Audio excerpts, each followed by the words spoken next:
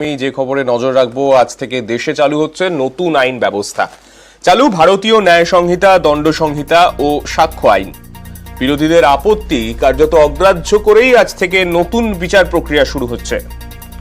নয়া আইনে রাষ্ট্রদ্রোহে কড়া ব্যবস্থা, নয়া আইনে পুলিশকেও বাড়তি ক্ষমতা, বৃহত্তর স্বার্থে কোনো ব্যক্তিকে পরোয়ানা ছাড়াই গ্রেফতারে ছাড়, হেফাজত এবং চার্জশিট জমার মেয়াদও বাড়ানো হয়েছে।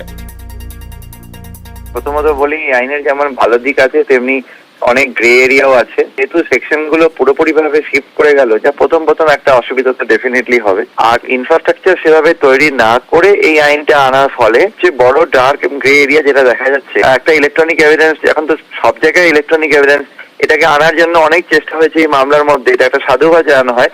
কিন্তু এরা আনার জন্য যে তাড়াহুড়ো ব্যাপারটা আছে, অর্থাৎ যে 65B ফরম্যাট 63 সেকশনে আমাদের মধ্যে পাবো, সেই ফরম্যাটের মধ্যে হ্যাশ ভ্যালু উল্লেখ করতে বলা হচ্ছে 3টি অ্যালগোরিদমের। তো এই MD5 SHA-1 এবং SHA-256 অ্যালগোরিদমে এই হ্যাশ ভ্যালু ক্যালকুলেট করতে সাধারণ মানুষ যাদের কাস্টডি থেকে এভিডেন্স দেওয়া হচ্ছে, তারা সিসিটিভি ফুটেজ দিচ্ছে বা কোনোভাবে মোবাইল দিচ্ছে, তারা কোত্থেকে এটা ক্যালকুলেট করবে? এই প্র্যাকটিক্যাল জায়গাটা কিন্তু বিরাট বড় ভয়েড বা অন্ধকার জায়গা রয়েছে।